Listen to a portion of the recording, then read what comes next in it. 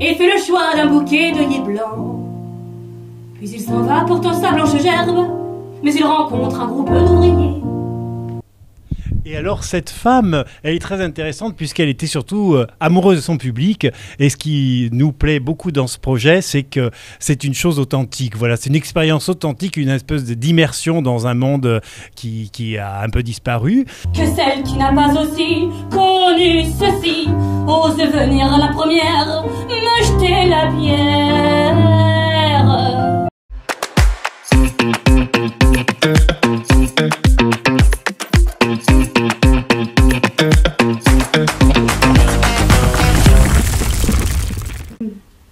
Alors, il faut rester très calme. Ah, avec la technologie. Voilà. Alors, ça va se passer derrière vous. Oui. Et je vais compter jusqu'à 3. D'accord. 1, Oui. 2. Non. 2 et 3. Oh. Oh, alors. D'accord.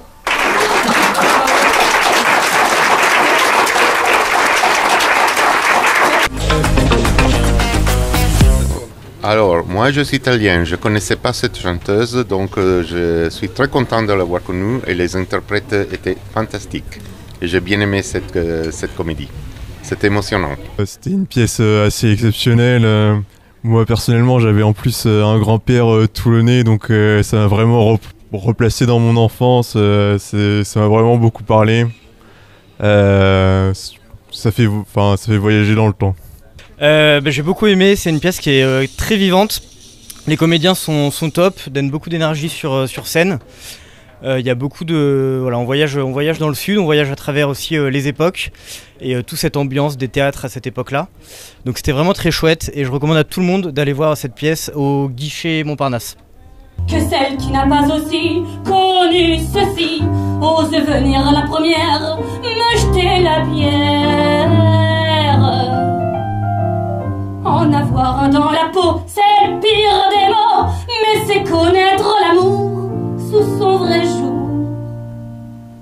Je dis qu'il faut qu'on pardonne quand une femme se donne à l'homme qu'elle a dans la peau.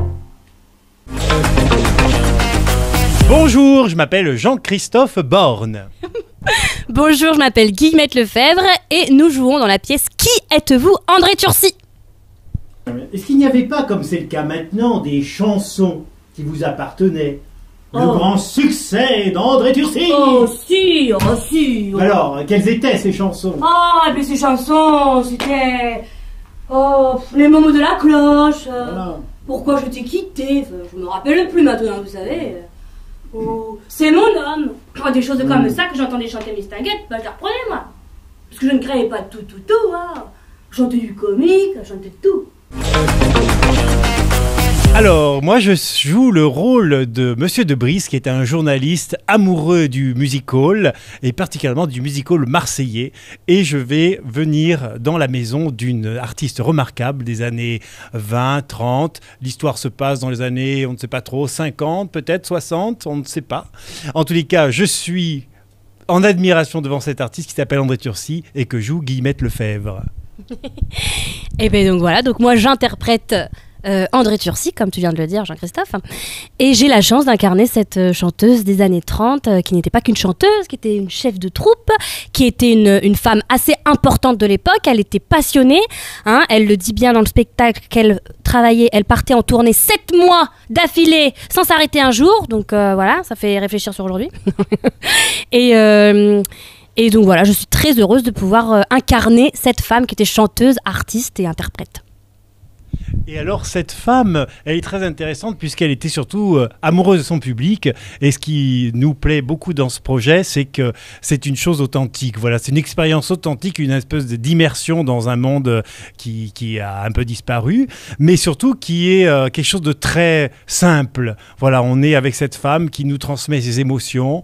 Et puis moi, en tant que journaliste, intervieweur, je vibre en même temps que le public, car chaque soir, c'est ce personnage qui est ramené à la vie grâce à Guillemette Lefebvre, et c'est formidable. C'est aujourd'hui dimanche et jour de fête. Le petit Bosco se promène à Palan. Une fleuriste, il hésite, s'arrête, et fait le choix d'un bouquet d'œillets blancs. Puis il s'en va portant sa blanche gerbe, mais il rencontre un groupe d'ouvriers. Tiens, le Bosco est superbe, mais ma parole, il va se marier. Présente-nous ta gosse, elle doit aussi avoir une bosse avec de verre, un faux menton, donne donc ces fleurs que c'est important.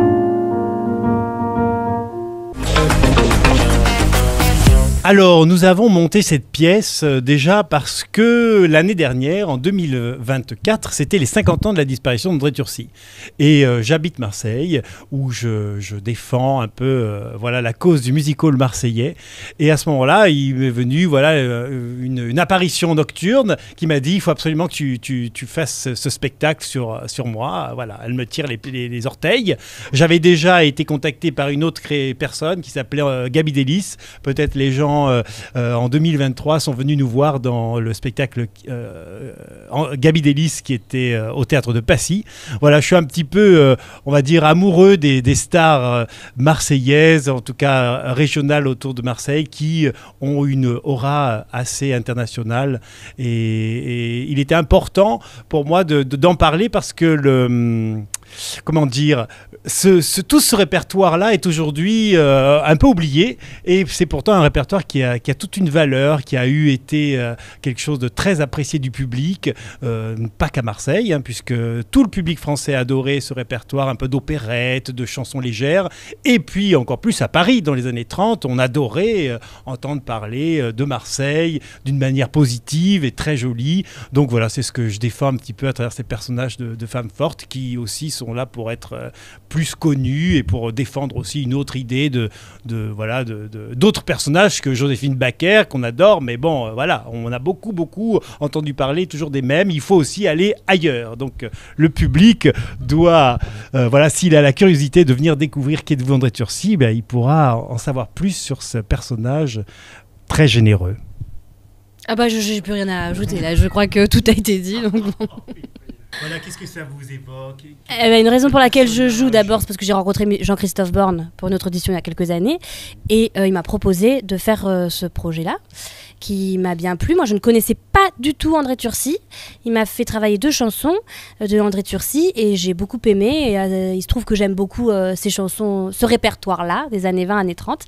Et voilà. Et grâce à ça, j'étudie d'ailleurs la chanson française, hein, au hall de la chanson française, donc le TEC, Théâtre-École des répertoires de la chanson française, qui se trouve à la Villette. Et je peux du coup découvrir des chansons, tout le répertoire de la chanson française. Et c'est grâce à André Turcy que j'ai d'abord cherché un peu à découvrir un peu cette chanson, voilà, ce répertoire. Oh, il a été mon directeur au théâtre de Belleville, au théâtre de Paris. Oh, il a été mon directeur 3 à 4 fois. Oui. Oh, très gentil avec moi d'ailleurs. Quel genre avait-il? Vous dites qu'il était jeune premier. Il chantait premier. aussi? Ah non, il jouait la comédie et le drame. Ah, Oh, il jouait très bien. Hein. ouais. Il était très bel artiste. Hein. Et joli garçon. Oui, Oh, il était vraiment bien. Hein. il était marseillais, Henri Barnard, bien Oui, sûr. oui. Est-ce que vous avez connu Maurice Chevalier? Alors, au niveau actualité, moi je fais un seul en scène dans un spectacle pour enfants qui s'appelle Dessine-moi un arbre, qui a été mis en scène par Marie Simon. Donc je viens de terminer une programmation au Théâtre de l'Essaillon. Je jouais jusqu'à début mars. Donc là j'enchaîne avec André Turcy. Et à côté, comme je le disais, je suis dans une école qui s'appelle le TEC, Théâtre-École des répertoires de la chanson, qui se trouve au hall de la chanson française. Oui, c'est ça, à la Villette. Et là, je vais préparer aussi un nouveau cabaret qui aura lieu le 2 juillet. Et donc, je suis assez occupée avec ce spectacle. À côté, j'ai d'autres spectacles, mais qui ne se joueront pas cet été. J'ai notamment un spectacle qui s'appelle Dépisto Girl, qui est un spectacle de sensibilisation sur le cancer du sein, que je jouerai en octobre, septembre. Et d'ailleurs, je vais jouer, c'est vrai. On nous a proposé, pour la première fois, on sort du mois d'octobre, et on va jouer aussi en juin, voilà, dans l'Est de la France. Voilà, et moi, alors mon actualité, elle est dans la création d'un nouveau spectacle. J'en parle pas trop pour ne pas spoiler l'affaire, mais c'est toujours en lien avec le musical marseillais.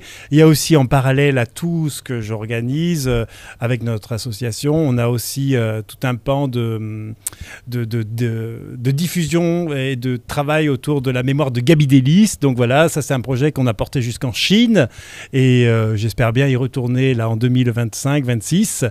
Donc voilà, ça nous occupe beaucoup, mais en tout cas, c'est un travail passion et moi, ça m'anime, ça m'habite, ça me passionne et j'adore pouvoir comme ça le transmettre et faire que les gens touchent un petit peu à cette l'aura de toutes ces femmes qui ont été extraordinaires et qui, moi, me portent. Voilà. Et alors, en découvrant ces chansons et le répertoire de la chanson française, j'ai voulu, ça faisait longtemps que je voulais aller en maison de retraite, puisque je le faisais bénévolement quand ma grand-mère était en maison de retraite pour chanter. Et donc là, je vais commencer aussi à chanter dans différentes maisons de retraite et dans des hôpitaux, faire tourner la chanson française. Voilà. Enfin, française ou autre, hein, mais c'est vrai que je préfère chanter en français. Voilà. Garnier, qui était mon mari, a été mobilisé chez les Zouaves. Et alors, ils auront des concerts tant qu'ils voudront. Eh oui, voilà. Alors votre mari est mobilisé. Hein? Eh oui, il a été mobilisé. Il a été mobilisé en Algérie. Oui. Et vous avez décidé de faire des spectacles pour tous les Zouaves. Vous leur envoyez des colis. Ah oui, à ce moment-là, je faisais la quête de Alger pour tous ceux qui étaient sur le front là-bas en 39 ans. Et ici, il y en a beaucoup qui sont venus me remercier.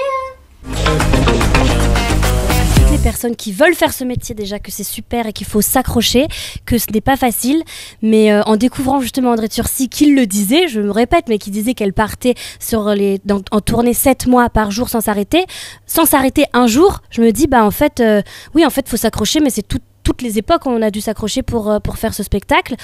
Peut-être qu'on a toujours un peu peur que ça se perde, hein, que le théâtre, il y a moins de monde qui vient peut-être voir le théâtre, il y a moins d'argent pour la culture. Mais en tout cas, je dirais qu'il faut s'accrocher parce qu'on apprend plein de belles choses. Le théâtre, ça permet de faire réfléchir aux gens, ça permet de les divertir, ça permet de rencontrer des personnages de l'histoire, ça permet de se cultiver, ça permet en fait plein de choses, le théâtre. Donc il faut le faire, il faut s'accrocher, mais il faut le faire. C'est beau, je rajouterai pas grand-chose. Hein. Voilà, si évidemment vous avez un rêve, faites-le. Hein. Après, c'est un rêve qui est quand même très lourd à porter, c'est un sacerdoce, donc ayez conscience que ça, c'est pas une décision à prendre à la légère. Voilà, c'est une question de... Oui, mais il faut donner envie quand même. Ah oui, mais pas forcément. Il faut être réaliste. C'est un métier qui est hyper dur. Et chaque jour, on se dit pourquoi est-ce que je suis là, pourquoi je continue. Et il y a une petite voix intérieure qui vous pousse à continuer. C'est assez mystérieux. C'est comme une vocation. Voilà, c'est comme une vocation religieuse. Vous avez la vocation de la scène. Et puis si vous l'avez pas, vous forcez pas à aller faire vendre des bières parce que ça sera plus rentable. Voilà. Je sais pas si c'est très positif. Hein. Oh putain, t'as cassé tout le monde.